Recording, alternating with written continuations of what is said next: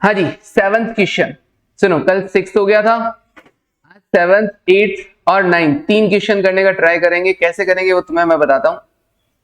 मैं रीड करूंगा और तुम मुझे बताओगे कि ये क्वेश्चन तुम कर पाओगे कि नहीं कर पाओगे। बीटा लिमिटेड इज कंसीडरिंग, ध्यान से सुनना एकदम, the acquisition of personal computer costing 50,000। तो एक बीटा लिमिटेड कंपनी है जो पर्सनल कंप्यूटर एक्वायर करने के बारे में सोच रही है। 50,000 रुपए इसकी कॉस्ट है। Effective life of the computer is expected to be 5 year, 5 साल इसकी लाइफ रहेगी। कॉस्टिंग 50,000 है, 5 साल इसकी लाइफ है। The company plans to acquire the same, अब ये कैसे खरीदे, either bye borrowing rupees 50,000 from its banker at 15% interest per annum और ऑन द लीज। इसका मतलब इस बार ये क्वेश्चन लेसी के पॉइंट ऑफ व्यू से है कि बोरो करें या लीज पे करें। ले, बोरो करके बाय करें या लीज पे ले। ठीक है, दो ऑप्शन है हमारे हाथ में। 50,000 रुपए either bye borrowing 50,000 from banker at 15% per annum और on the lease. Company wishes to know the lease rental to be paid annually, कितना लीज रेंटल अपने को देना पड़ेगा, which match the loan option, मतलब अपना आउटफ्लो दोनों में सेम रहे। वही ब्रेक इवन लीज रेंटल वाला क्वेश्चन है। इस बार दोनों में क्या लिखना है, present value of cash outflow in the buying option and present value of cash outflow in the lease option. कोई दिक्कत नहीं रहेगा। ओके, फिर उसके बाद the following further information is provided to you. पहला, the principal amount of loan will be paid in the 5 annual equal installment. तो गौर करना, इंस्टॉलमेंट इक्वल है या प्रिंसिपल अमाउंट इक्वल है? Principal amount of the loan in 5 annual equal installment. कहने का मतलब है, इंस्टॉलमेंट का मतलब जरूरी नहीं है कि हर बार प्रिंसिपल प्लस इंटरेस्ट को इंस्टॉलमेंट बोले। इंस्टॉलमेंट मतलब पार्ट्स। तो प्रिंसिपल आपको 5 बराबर पार्ट्स में देना है। प्रिंसिपल है कितना, 50,000। तो 50,000 को 5 बराबर पार्ट्स में दोगे तो 10 10 10 10 करके आपको पेमेंट करना है। और इंटरेस्ट कैसे लगेगा, 15%। तो 15% इंटरेस्ट कैसे लगेगा सर, कैसे करोगे आप? क्वेश्चन नंबर 7 के अंदर आप क्या करेंगे, हाँ देखना एक बार फटाफट से। Present value of cash outflow निकालेंगे, राइट? किस ऑप्शन में, इन बोरो एंड बाइंग। देखते चलना, मैं फटाफट लिख रहा हूं।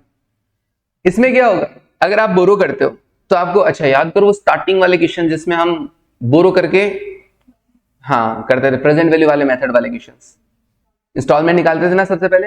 हाँ, तो हमारा पहला वर्किंग नोट क्या हो सकता है यहाँ पे, इंस्टॉलमेंट का हो सकता है कि इंस्टॉलमेंट कितनी है। तो इंस्टॉलमेंट कैसे जाएगी सर, ईयर 1 2 3 4 5। हर साल का प्रिंसिपल अमाउंट क्या होगा, सेम होगा।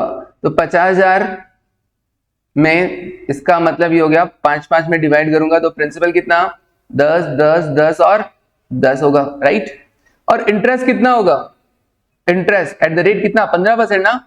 तो पहले साल इंटरेस्ट किस पे लगेगा सर, 50,000 का लोन लिया ना, तो 50,000 का 15%, 50,000 का 15%, 7,500। फिर 50,000 में से 10,000 का पेमेंट हो गया पहले साल, तो बचा कितना, 40,000। तो अगले बार इंटरेस्ट लगेगा 40,000 पे 15%, 6,000। फिर 10 का और पेमेंट हो जाएगा 30,000 पे 15%, 4500। फिर 10,000 का और पेमेंट हो जाएगा तो 20,000 और उसका 15% कितना, 3,000। फिर 10,000 का और पेमेंट हो जाएगा, बचेगा 10,000, उस पर 15%, 1,500। क्या आप इंस्टॉलमेंट का अमाउंट बता सकते हैं? यस,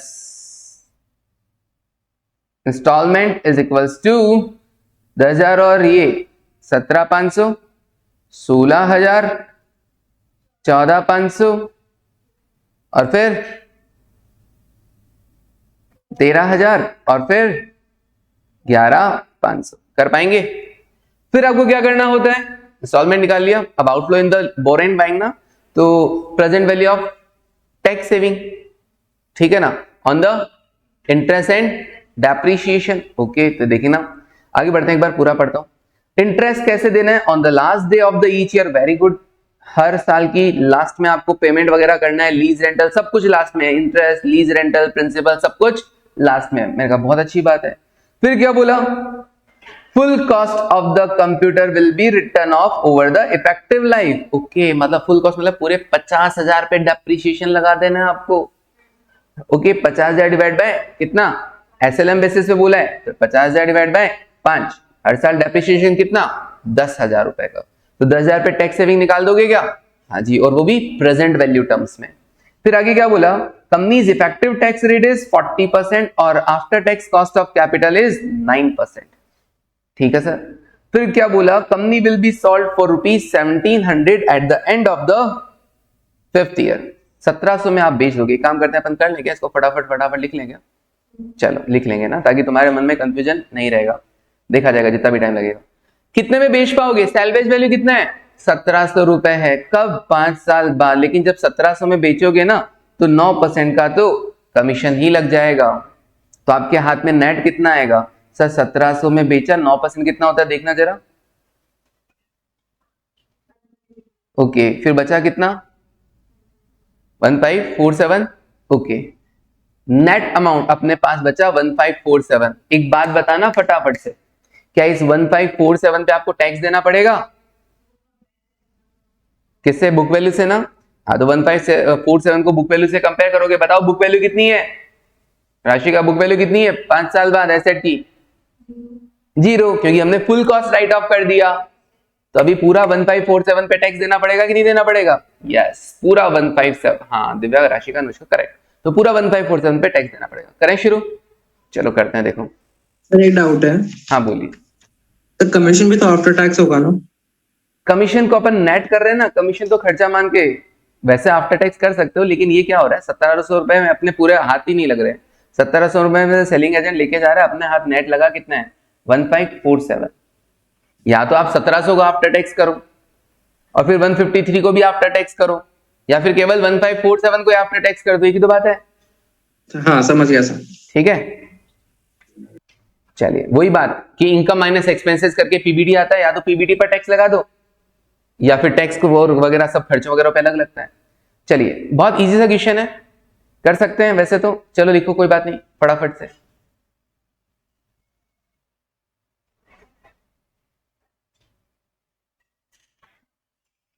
जितना जल्दी मैंने लिखा है उतना जल्दी तुम भी लिख देना।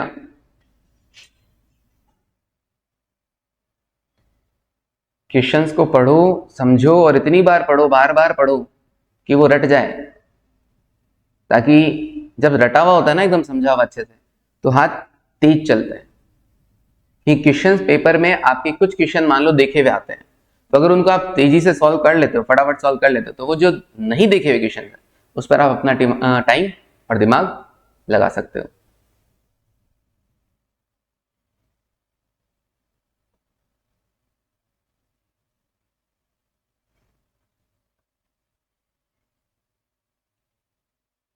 Tax saving on interest and depreciation साथ में देख लेते हैं।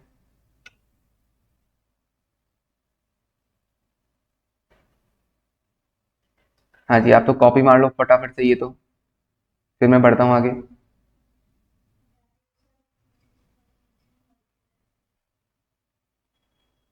डायरेक्ट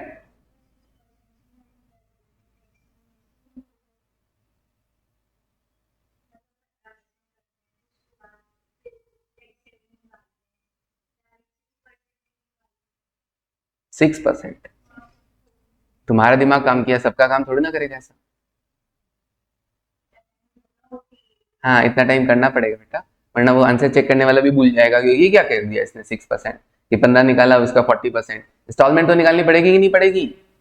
आउटफ्लो आना पड़ेगा कि नहीं पड़ेगा? उसके बाद टैक्स सेविंग देखना है। मैंने टाइम बचाने की क्या बात कर ली, तुमने तो पूरे टाइम बचाने लग गई। टैक्स सेविंग, टैक्स की रेट कितनी है? 40%। ओके, पहले साल का इंटरेस्ट 7,500। डेप्रिसिएशन कितना कितना? फुल कॉस्ट थी ना 50,000 थी, 50,000 डिवाइड बाय 5, 10,000। तो टैक्स सेविंग कितना लगेगा सर इस पर, पूरे पर?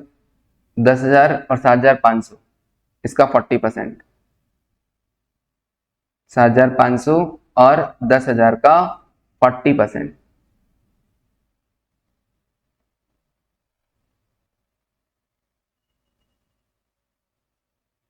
ऐसे ही दूसरे साल 6,000 और डेप्रिसिएशन 10,000। और आप चाहें तो इंटरेस्ट और डेप्रिसिएशन को अलग अलग भी रख सकते हैं, कोई दिक्कत नहीं है। इंटरेस्ट का अलग निकाल दो और डेप्रिसिएशन का अलग निकाल दो, क्योंकि डेप्रिसिएशन तो हर बार सेम है, तो एक बार में काम हो जाना है, ठीक है। और एक साथ निकालना चाहो तो एक बार कर दो, कोई दिक्कत नहीं है। 3, 4 प्रेजेंटेशन जैसा दिमाग में आए वैसा कर सकते हैं, बस इतना करना कि सामने वाले को समझ में आए, ठीक है अर्षिता? ओके हर्षिता, ठीक। अच्छा, आवाज देर से पहुंची है तुम्हारे पास, ठीक है।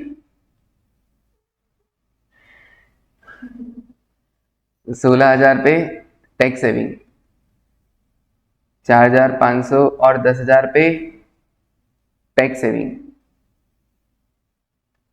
फिर 3,000 और 10,000 पे टैक्स सेविंग, फिर 1,500 इंटरेस्ट, 10,000 डेप्रिसिएशन पे टैक्स सेविंग।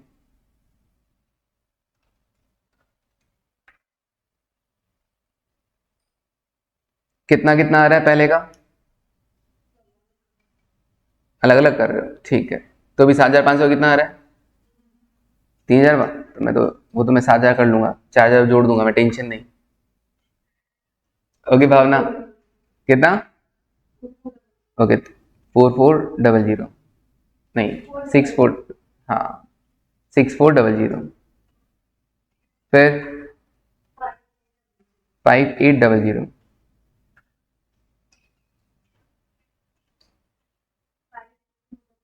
ओके। और ये आएगा, हाँ 4,600, ठीक है। ओके मोनिका, टोटल से अपने को कोई लेना देना नहीं है।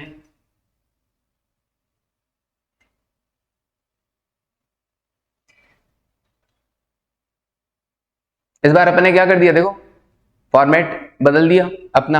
अब अपन वैसे कर रहे थे, इस बार इंस्टॉलमेंट वाला आ गया मामला, तो वापस पहले वाले पे पहुंच गए, स्टार्टिंग वाले पे।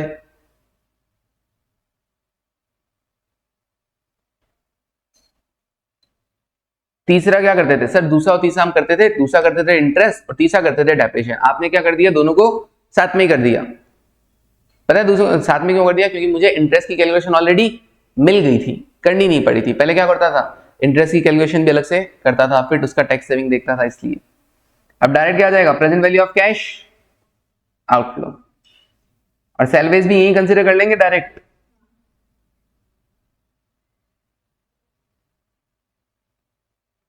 तो year 1, 2, 3, 4, 5 installment is the outflow. Tax saving दिखाऊं क्या? नहीं, अच्छा वैसे भी मेरे तो दिखेगा ही नहीं। टैक्स सेविंग ऑन, हाँ, इंटरेस्ट एंड डेप्रिसिएशन, दोनों का एक साथ ही है, दैट इज इनफ्लो। फिर पी फैक्टर, पी फैक्टर कौन सी रेट से क्वेश्चन में दे रखा है क्या डायरेक्टली? 9%। ओके, ठीक है राशि का फाइनल आंसर निकाल दिया क्या? इंस्टॉलमेंट कितनी कितनी? 17,500, 16,000, 14,500। ओके राशि का मेरे को बताते चलो फिर। 17,500, 16,000, 14,500, 13,000, 11,500। टैक्स सेविंग 7, 6,400, 5,800, 5,200 और 4,600। राशि का पी फैक्टर्स,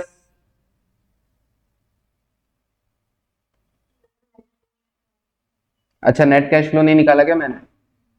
ठीक है, एक कॉलम और बना लो,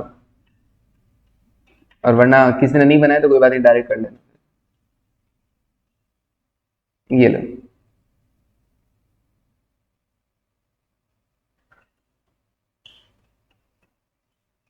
नेट कैश आउटफ्लो, फिर P factor at the rate 9% और फिर प्रेजेंट वैल्यू। ओके पॉइंट, रुक जाओ, सबसे पहले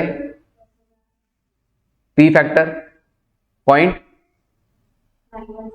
917, ओके, फिर उसके बाद 842, ओके 772, 708 और 8650। Net outflow 17,500 minus 7, 10,500, right.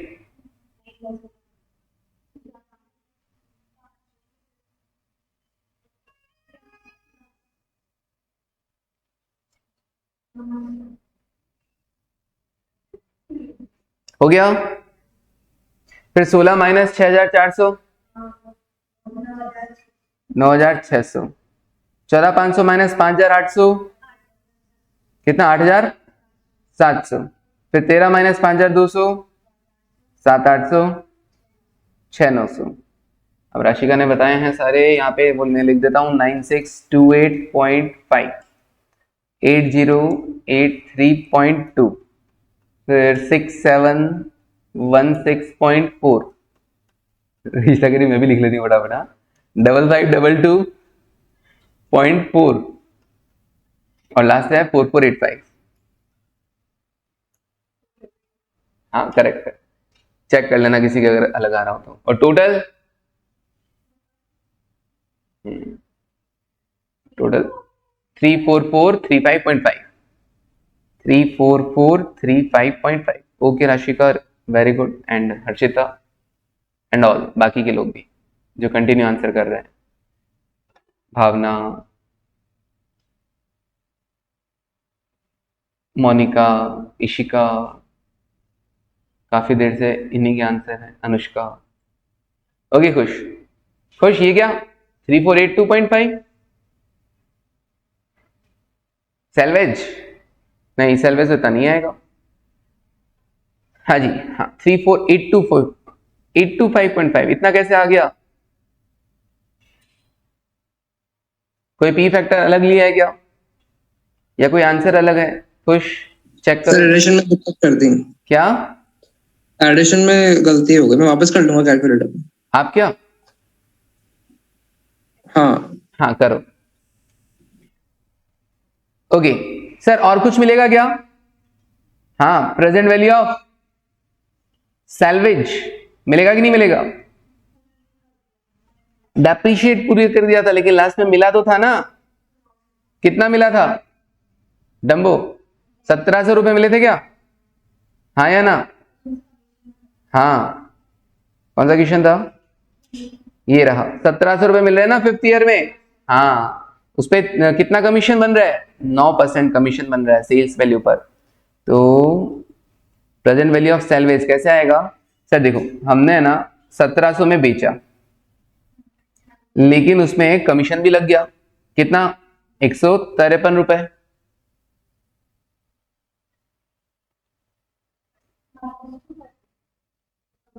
Commission on sales खर्चा है, 1,700 रुपए में बेचा, लेकिन उसको बेचने के लिए सेलिंग एक्सपेंसेस लग गए, तो नेट हाथ में कितना आया? 1,647 या 1547, 1547, 1547 अपने को हाथ लगे, लेकिन अच्छा अब इसकी बुक वैल्यू कितनी है अपने को पता है क्या? 0 है, तो मैं डायरेक्ट इसको आफ्टर टैक्स कर सकता हूं, ये कंप्लीट प्रॉफिट है, ये कंप्लीट प्रॉफिट है। एक तो ये होगा कि या तो मैं इस इनफ्लो को पहले पी फैक्टर से मल्टीप्लाई करूं, और फिर उस पर होने वाले टैक्स, जो मैं टैक्स दूंगा, टैक्स पेड आउटफ्लो होगा, उसको मैं प्लस करूं। दो तरीके, या तो इसको माइनस करके प्लस टैक्स पेड को मैं प्लस कर दूं कि tax paid is the outflow, और टैक्स पेड कितना करना पड़ेगा? 1547 में मैंने बेची नेट, मेरा बुक वैल्यू कितना है? निल, तो मेरे को प्रॉफिट कितना हुआ? 1547 का, और उस 1547 पे कितना परसेंट देना है मेरे को? 40% टैक्स देना है, और दोनों को ही मैं किससे मल्टीप्लाई करूंगा?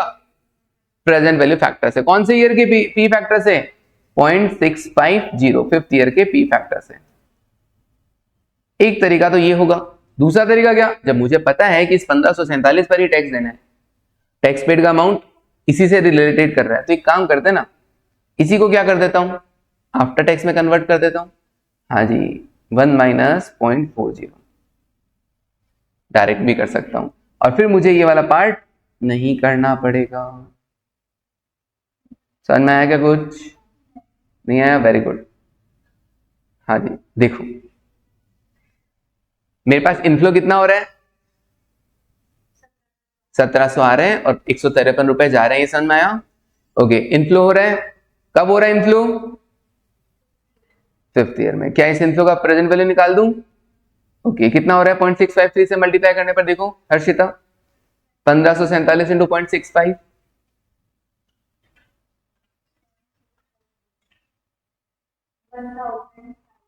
1005, राइट? ये मेरा इनफ्लो है। हाँ जी लिख, हाँ कोई, अच्छा इस पर मुझे टैक्स देना पड़ेगा क्या? हाँ सर, 1547 मेरा sale value, net sale value. उसकी बुक वैल्यू कितनी है एसेट की? सर हमने ना पूरा डेप्रिसिएशन लगा दिया था, फुल कॉस्ट, तो अब बुक वैल्यू कुछ नहीं बची। तो मेरा प्रॉफिट कितना हुआ? 1547। इस प्रॉफिट में मुझे क्या देना पड़ेगा? टैक्स देना पड़ेगा। कितना टैक्स देना पड़ेगा? 40% देना पड़ेगा, दैट इज आउटफ्लो। ओके, इस 40% को भी 0.65, आउटफ्लो भी कब हो रहा है? 5th ईयर में हो रहा है कि नहीं हो रहा है? तो कौन से पी फैक्टर से मल्टीप्लाई किया? 5th ईयर के पी फैक्टर से। जरा देखो कितना आ रहा है, 1547 इंटू 40% इंटू 0.65। हाँ रशिक, कितना आ रहा? 402.2। ठीक है, नेट कितना बचा इन दोनों का? 603 करीब आया ना? अब एक बात बताओ, इनफ्लो और आउटफ्लो को अलग अलग दिखा रहा हूं, ये भी करेक्ट है, लेकिन क्योंकि 1547 कंप्लीट वैल्यू पर ही टैक्स देना है ना, हाँ, तो अपन डायरेक्ट यहां पे भी तो लगा सकते थे, इसको आफ्टर टैक्स कर सकते थे कि नहीं कर सकते थे? बस वही किया। हाँ, कुछ टैक्स का अमाउंट, प्रॉफिट का अमाउंट कुछ और होता, मान लो बुक वैल्यू कुछ और होता, तो मैं इस तरीके से दिखाता। बुक वैल्यू कुछ और होता तो मैं क्या करता कि सैलवेज वैल्यू को तो पहले इनफ्लो ट्रीट करता और फिर टैक्स पेड को मैं आउटफ्लो ट्रीट करता। तो जैसा चाहें वैसा करें। आप दो तरीके से करना चाहें दो तरीके से लिख लो, और एक बार में करना चाहो एक, क्या करूं, दो तरीके से लिखाऊं एक तरीके से?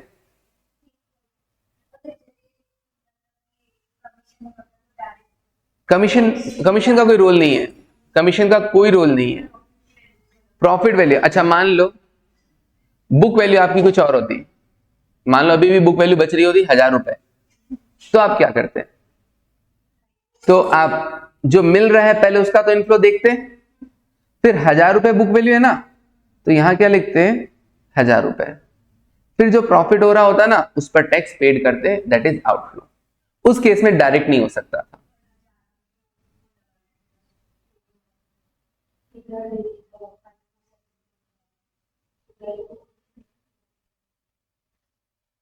हाँ करेक्ट बोल रही है वो, समझा?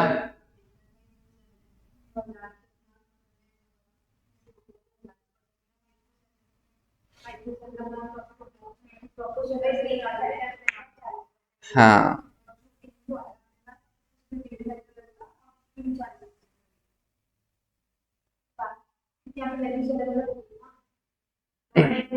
समझी?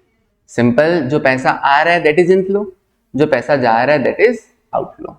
कब आ रहा है? उसका पी फैक्टर, राइट? तो 1700 रुपए बेचने से आ रहे हैं, लेकिन 153 रुपए लग भी रहे हैं, तो नेट कितना मिल रहा है? वो इनफ्लो, उस पर लगा दिया पी फैक्टर 5th ईयर का। अब क्योंकि ये इनफ्लो हुआ है इसलिए गवर्नमेंट को टैक्स भी देना पड़ रहा है, तो टैक्स की कैलकुलेशन अलग है। टैक्स क्योंकि अपनी बुक वैल्यू क्या है? 0 है, इसलिए पूरी वैल्यू पे लग रहा है। अगर बुक वैल्यू कुछ और होती तो उन दोनों का, सेलिंग प्राइस और बुक वैल्यू का जो डिफरेंस होता है उस प्रॉफिट पर टैक्स लगता। डन। अब इसमें तो क्या था, एक ही मामला था, तो मैं क्या कर रहा हूं, हाँ क्योंकि जो मेरे को देना ही इस वैल्यू पर ही है, 1547 पर ही टैक्स देना है, तो हम लोग क्या करते हैं फिर फालतू में 2 लाइन ना लिख के हम लोग क्या कर देते हैं, कंप्लीट वैल्यू पे टैक्स देना है ना, तो ये लो जी, इस कंप्लीट वैल्यू पे 40% तो टैक्स के चले जाएंगे, बाकी बचेगा अपने पास 60%। कितना आया? 402.603।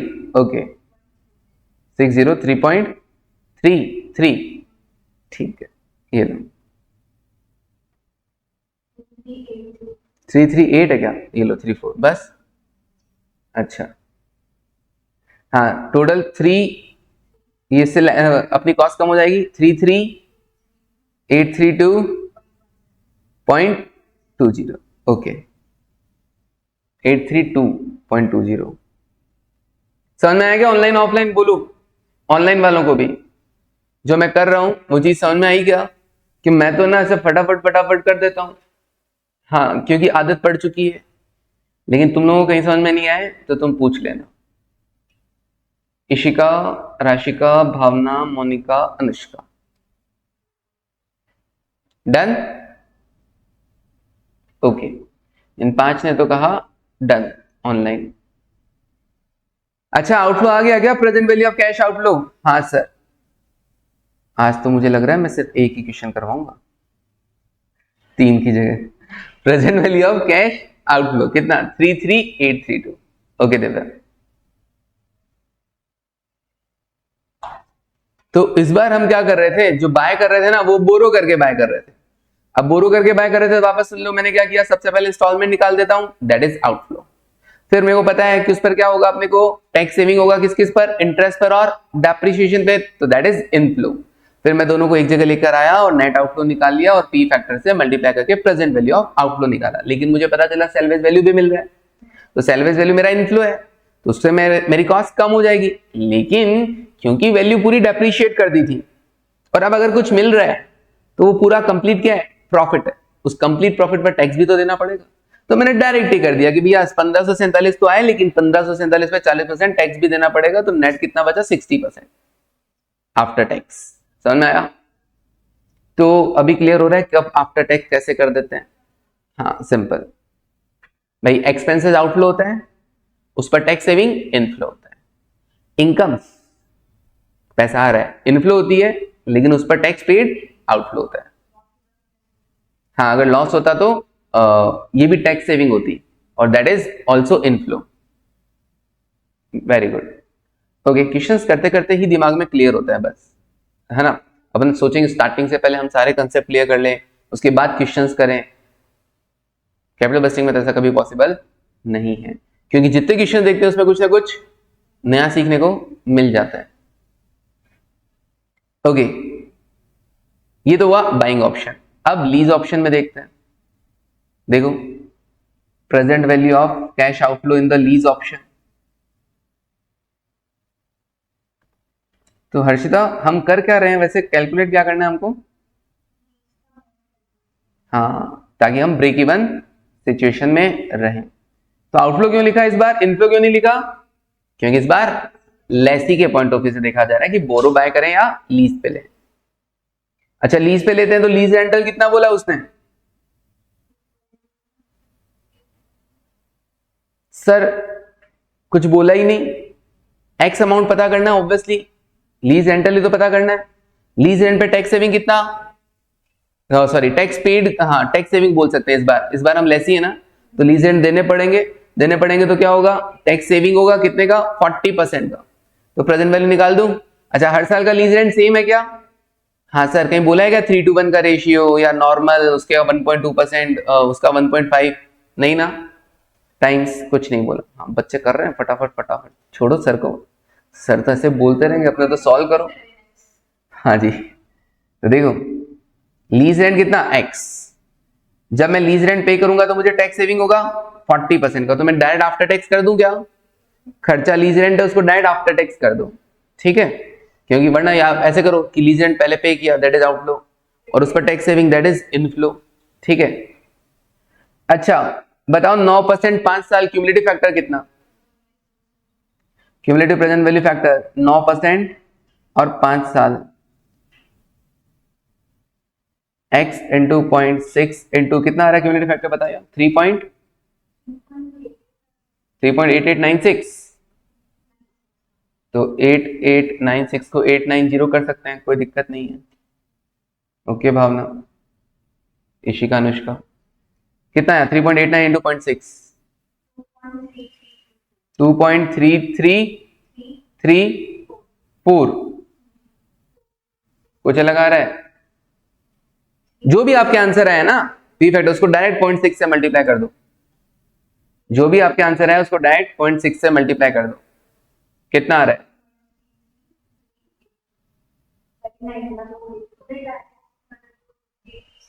2.3334 करेक्ट है, 2.3334।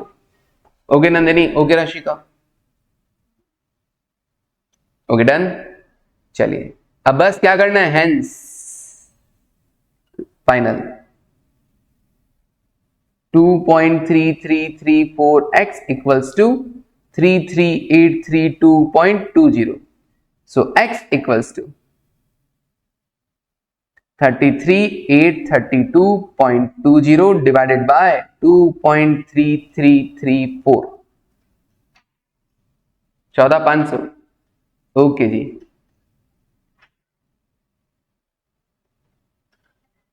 $14,500, 14,500। राशि का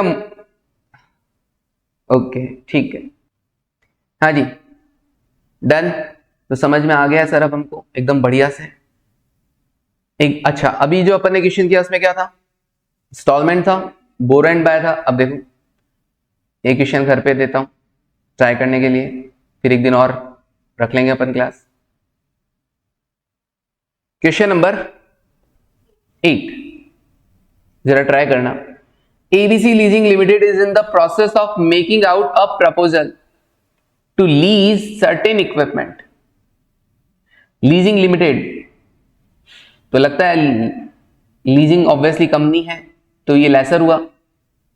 proposal to lease certain equipment, cost of equipment कितना बता रहे हैं, 10 लाख रुपए। कॉस्ट ऑफ इक्विपमेंट 10 लाख रुपए and the period of lease is, और जब लीज पे दोगे तो लीज का टाइम पीरियड है 10 साल। हालांकि मुझे क्वेश्चन करवाना पड़ेगा, लेकिन फिर भी ट्राई करना चाहो तो कर सकते हो। Following additional information is available, क्या you are required to determine the equated annual rent to be charge for the proposal. बोले तो हर साल का लीज रेंटल आपको पता करना है। ओके, इक्वेटेड मतलब इक्वलेंट, कि आपको कॉस्ट के बराबर मामला बैठ जाए और हर साल इक्वल होगा एनुअल लीज रेंट। मशीन को कितने साल में डेप्रिशिएट करना है, डेप्रिशिएटेड फुल्ली ना, yes can be depreciated fully. Depreciated fully को मैंने हाईलाइट कर दिया, over the 10 years SLM. Effective tax rate कितना बोल रहे हैं, 40%, और उसके बाद क्या बोला 30%। अच्छा, from the beginning of the 6th year of the lease, मतलब इसका मतलब क्या होगा, पहले 5 साल 40% रहेगा और अगले 5 साल 6th ईयर से क्या रह जाएगा, 30% लगेगा। Okay done. सर इस बार टैक्स रेट अलग अलग है, तो सर इसका मतलब अगर मेरे को डेप्रिसिएशन का टैक्स सेविंग निकालना पड़ा तो पहले 5 साल का अलग निकलेगा, फिर अगले 5 साल का अलग। हालांकि एसएलएम है, हर साल का डेप्रिसिएशन सेम है, लेकिन फिर भी उसकी टैक्स सेविंग पहले 5 साल अलग और अगले 5 साल अलग जाएगी। ठीक है, और जो एसेट खरीदने का है या बोरो करने का सिस्टम है, परचेज ही की है, बोरो करने का तो कहीं दिखाई नहीं दे रहा मेरे को ऊपर से लास्ट तक। इसका मतलब इंस्टॉलमेंट वाला मामला नहीं है। यहाँ पर क्या है, कॉस्ट ऑफ इक्विपमेंट 10 लाख रुपया, वही जो अपन पहले करते थे नॉर्मल तरीके से हो रहा था। कॉस्ट ऑफ इक्विपमेंट लेस क्या कर देंगे, present value of tax saving on the depreciation, interest होगा नहीं क्योंकि इंस्टॉलमेंट नहीं है तो इंटरेस्ट होगा नहीं, और माइनस क्या करना, प्रेजेंट वैल्यू ऑफ सैलवेज अगर हो तो। ओके, नॉर्मल ऑब्जेक्टिव क्या है, अच्छा डिस्काउंटिंग रेट मिल गई हमको 10% post tax return, post tax बोले तो आफ्टर टैक्स, तो यही है हमारी क्या, डिस्काउंटिंग रेट। फिर इसके बताइए नेक्स्ट लाइन का क्या होगा, क्या करेंगे इस लाइन का,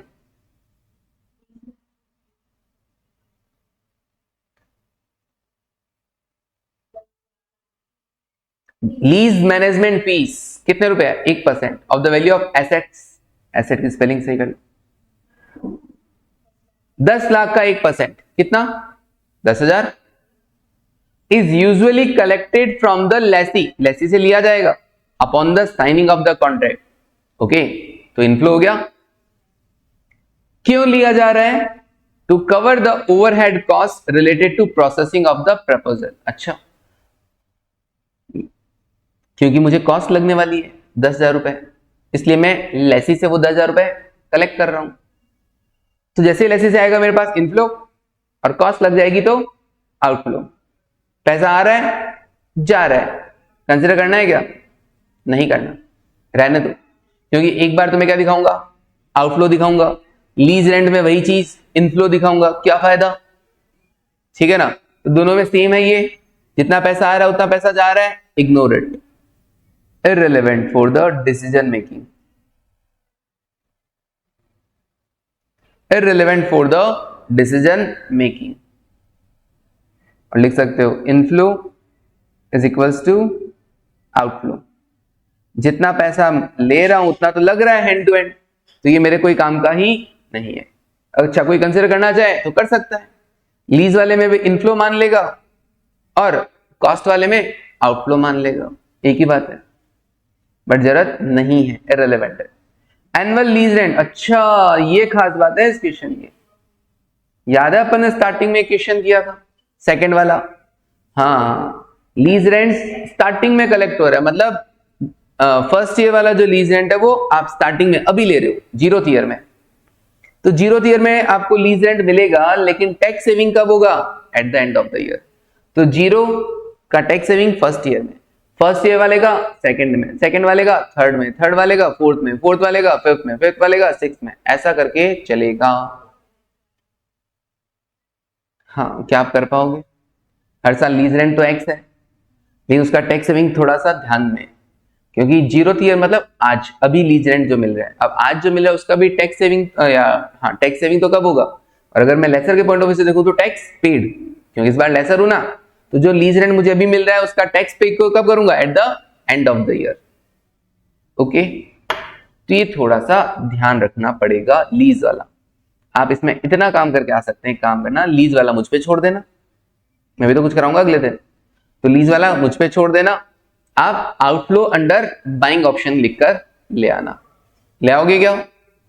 present value of cash outflow under buying option, lease वाला मैं करवा दूंगा, कोई दिक्कत नहीं है। ओके, और फिर एक क्वेश्चन और बचेगा, वो छोटा सा क्वेश्चन है, अगले दिन दोनों क्वेश्चन कंप्लीट हो जाएंगे और ये लीज वाला चैप्टर भी खत्म। डन, फिर आज के लिए इतना ही। Thank you, take care and bye.